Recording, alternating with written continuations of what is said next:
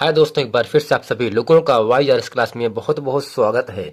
दोस्तों, इस वीडियो में कक्षा 10 विषय सामाजिक विज्ञान में मैंने आप लोगों को जो इकाई 1 अर्थात इतिहास है, इतिहास में मैंने आप लोगों को भारत एवं और समकालीन विश्व 2 खंड का है घटनाएं और प्रक्रिया। इसमें दोस्तों मैंने आप लोगों को पहले चैप्टर का नाम क्या है, यूरोप में राष्ट्रवाद का उदय।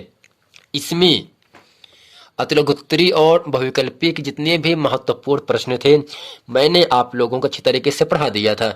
जो इसके बाद जो आपका दूसरा चैप्टर है भारत में राष्ट्रवाद, इसमें भी मैंने आप लोगों को बहुविकल्पी और अतुलगुत्तरी के महत्वपूर्ण अच्छे तरीके से बता दिया था।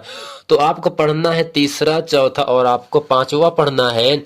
तो इसके बाद दोस्तों 3, 4, 5 को छोड़ करके हम पढ़ रहे हैं इकाई 2 जो आपका है समकालीन भारत टू भूगोल, यानी इतिहास में पहला पाठ दूसरा पाठ पढ़ लिए हैं। अब पढ़ रहे हैं समकालीन भारत टू अर्थात भूगोल में। इसमें भूगोल में जो आपका पहला पाठ का नाम क्या है, संसाधन एवं विकास, जबकि दूसरे पाठ का नाम क्या है, वन एवं वन्य जीव संसाधन। तीसरे पाठ का नाम आपका है जल संसाधन। चौथे पाठ का नाम है कृषि। पांचवें पाठ का नाम है खनिज तथा ऊर्जा संसाधन, जबकि छठवें पाठ का नाम है विनिर्माण उद्योग। सातवें पाठ का नाम है राष्ट्रीय अर्थव्यवस्था की जीवन रेखाएं। और दोस्तों 8वें पाठ का नाम आपके सामने क्या है, यहां से है मानचित्र कार्य। दोस्तों इस वीडियो में भूगोल का जो पहला पाठ आपका है संसाधन एवं विकास, इसमें जितने भी बहुविकल्पी और अतुलगुत्तरी के महत्वपूर्ण प्रश्न हैं मैं इस वीडियो में अच्छे तरीके से पढ़ने वाला हूं। दोस्तों आइए चलते हैं, वीडियो को शुरू करते हैं। दोस्तों भूगोल के जो पहला चैप्टर है संसाधन एवं विकास, इसमें जितने भी महत्वपूर्ण शब्दावली है उसको हम अच्छे तरीके से पढ़ेंगे और सीखेंगे। तो दोस्तों पहला हेडिंग आपके सामने है, इसको लिखेंगे हम हेडिंग करके काली पेन से। इसमें लिखेंगे, हेडिंग का नाम क्या है दोस्तों, संसाधन। इसमें लिखेंगे और समझेंगे प्रकृति से प्राप्त विभिन्न वस्तुएं जो हमारी आवश्यकताओं को पूरा करने में प्रयुक्त की जाती हैं और जिनको बनाने के लिए प्रौद्योगिकी उपलब्ध है, संसाधन कहलाती। यानी दोस्तों ईश्वर द्वारा प्राप्त वे वस्तुएं जो हमारी आवश्यकताओं को पूरा करने के लिए प्रयुक्त की जाती हैं संसाधन कहलाता है। जबकि दोस्तों अगला हेडिंग आपके सामने है जैव संसाधन। वे संसाधन जो जैव मंडल से प्राप्त होते हैं और जिनमें जीवन व्याप्त है, जिनमें जीवन पाया जाता है, जैसे मनुष्य, वनस्पति जगत, प्राणी जगत, मत्स्य जीवन, पशुधन आदि जैव संसाधन कहलाते। यानी दोस्तों वे संसाधन जो जैव मंडल से प्राप्त होते हैं और जिनमें जीवन पाया जाता है, जीवन व्याप्त होता है, जैव संसाधन कहलाता है। जैसे कि मनुष्य, इसमें भी जान होता है मनुष्य के अंदर, वनस्पति जगत है, प्राणी जगत है, मत्स्य जीवन है, पशुधन आदि जैव संसाधन कहलाते हैं। जबकि दोस्तों अगला हेडिंग आपके सामने है अजैव संसाधन। इसमें लिखेंगे वे संसाधन जो निर्जीव वस्तुओं से बनते हैं अजैव संसाधन कहलाते हैं। यानी दोस्तों ऐसे संसाधन जो निर्जीव वस्तुओं से बनते हैं, निर्जीव का मतलब जिसके अंदर जान न हो, जबकि सजीव का अर्थ होता है जिसके अंदर जान होता है, निर्जीव जिसके अंदर जान न हो अजैव संसाधन कहलाते हैं। जैसे चट्टानें, धातुएं, ये सब क्या है, एक ऐसे पदार्थ हैं जिनके अंदर जान नहीं पाया जाता है। यानी वे संसाधन जो निर्जीव वस्तुओं से प्राप्त होते हैं अजैव संसाधन कहलाते हैं, जैसे चट्टानें और धातुएं हैं। जबकि दोस्तों अगला हेडिंग आपके सामने यहां से कह रहा है नवीकरणीय संसाधन। इसमें लिखेंगे वे संसाधन जिन्हें भौतिक, रासायनिक या यांत्रिक प्रक्रियाओं द्वारा नवीकृत किया जा सकता है, यानी उन्हें पुनः प्राप्त किया जा सकता है, यह कहने का मतलब है, या पुनः उपयोगी बनाया जा सकता है, उन्हें नवीकरणीय संसाधन कहते हैं। जैसे सौर ऊर्जा, पवन ऊर्जा, जल, वन व वन जीवन। यानी दोस्तों वे संसाधन जिन्हें भौतिक या रासायनिक या यांत्रिक विधियों द्वारा पुनः उपयोग में लाया जा सकता हो, ऐसे संसाधन को नवीकरणीय संसाधन कहते हैं। जैसे सौर ऊर्जा है, पवन ऊर्जा है, जल है, वन व वन्य जीव है। अब दोस्तों इसके बाद अगला हेडिंग आपके सामने है अनविकरणीय संसाधन, यानी ऐसे संसाधन जिनका एक बार प्रयोग करने के बाद दोबारा प्रयोग ना कर सकते हो। दोस्तों इसे हम क्या कहते हैं? अनविकरणीय संसाधन कहते हैं, यानी वे संसाधन जिनका एक बार उपयोग करने के बाद पुनः दूसरी बार उपयोग कर पाए आप यदि, तो ऐसे संसाधन को दोस्तों हम नवीकरणीय संसाधन कहते हैं। जबकि वे संसाधन जिनका एक बार प्रयोग करने के बाद दोबारा प्रयोग आप ना कर सको, तो दोस्तों वे क्या कहलाते हैं? संसाधन अनविकरणीय संसाधन कहलाते हैं। जैसे यहाँ पर कह रहा दोस्तों, वे संसाधन जो एक बार प्रयोग करने पर समाप्त हो जाते हैं अनविकरणीय संसाधन कहलाते हैं। इन संसाधनों का विकास एक लंबे भूवैज्ञानिक अंतराल में होता है। खनिज और जीवाश्म ईंधन इस प्रकार से संसाधनों के उदाहरण हैं।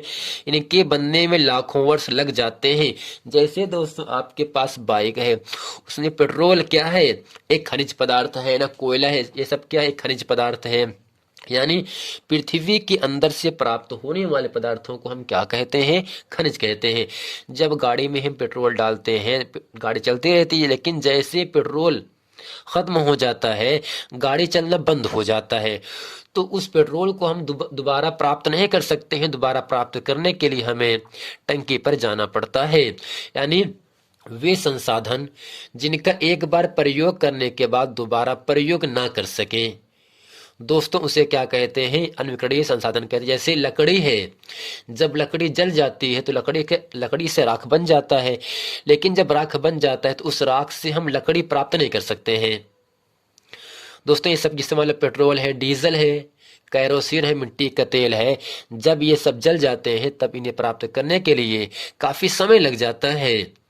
यानी वे संसाधन जिन एक बार प्रयोग करने के बाद दोबारा प्रयोग कर सकते हैं, वो आपका हो जाएगा नवीकरणीय संसाधन कहलाएगा। जबकि वे संसाधन जिनका एक बार प्रयोग करने के बाद दोबारा प्रयोग ना कर सके, काफी समय लगे, तो दोस्तों ऐसे संसाधन को हम क्या कहते हैं?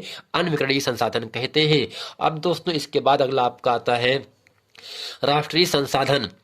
तकनीकी तौर पर देश में पाए जाने वाले सभी संसाधन राष्ट्रीय हैं। देश की सरकार व्यक्तिगत संसाधनों को भी आम जनता के हित में अधिग्रहित कर सकती है।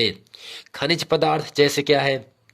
जल संसाधन, वन जीवन, समस्त भू क्षेत्र, महासागरीय क्षेत्र व इसमें पाए जाने वाले संसाधन राष्ट्र की संपदा है। अब दोस्त इसके बाद अगला आपका आता है संभावी संसाधन। ये वे संसाधन हैं जो किसी प्रदेश में विद्यमान होते हैं। यानी ऐसे संसाधन जो किसी प्रदेश में होते हैं, विद्यमान होते हैं, मौजूद होते हैं, किंतु इनका उपयोग नहीं किया गया हो।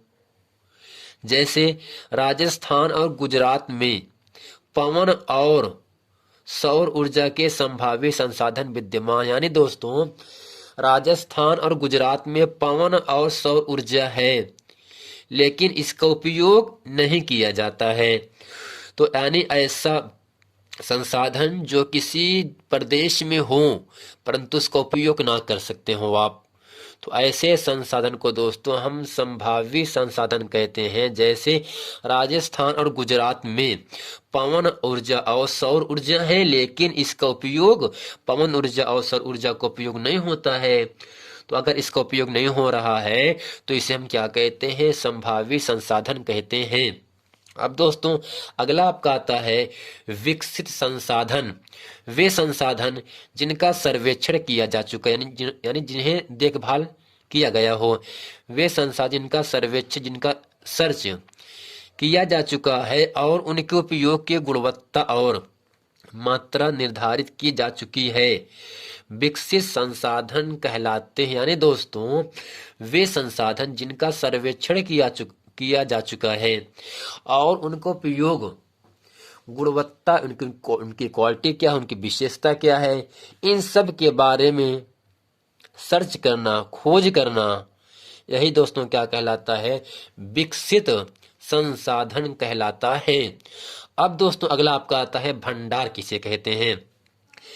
पर्यावरण में उपलब्ध वे पदार्थ जो मनुष्य की आवश्यकताओं की पूर्ति कर सकते हैं, परंतु उपयुक्त प्रौद्योगिकी के प्रभाव में उसकी पहुंच से बाहर है, भंडार कहलाते हैं। यानी दोस्तों परिधन आवरण यानी पर्यावरण में उपलब्ध, यानी इस पूरे ब्रह्मांड में उपलब्ध वे पदार्थ जो मनुष्य की आवश्यकताओं की, इंसानों की आवश्यकताओं की पूर्ति कर सकता है, उनकी आवश्यकताओं को पूरा कर सकता हो, परंतु उपयुक्त प्रौद्योगिकी के अभाव में उसकी पहुंच से बाहर है। तो दोस्तों इसे हम क्या कहते हैं, भंडार कहते हैं। जबकि दोस्तों अगला हेडिंग आपके सामने कह रहा है संसाधन संरक्षण। संसाधनों का न्याय संगत और योजनाबद्ध प्रयोग जिससे संसाधन व्यर्थ ना जाए, संसाधन संरक्षण कहलाता है। यानी संसाधनों का न्याय संगत योजनाबद्ध तरीके से यदि चलाया जाए तो दोस्तों से क्या कहते हैं, संसाधन संरक्षण कहलाता है। दोस्तों भूगोल में जो आपका पहला पाठ है समकालीन भारत अर्थात संसाधन एवं विकास, इसमें जितनी भी महत्वपूर्ण शब्दावली है मैंने आप लोगों को अच्छे तरीके से समझा दिया और हम ये उम्मीद करते हैं आप लोग इसे अच्छे तरीके से समझ भी गए होंगे। मिलते हैं दोस्त नेक्स्ट वीडियो में, तब तक के लिए थैंक यू।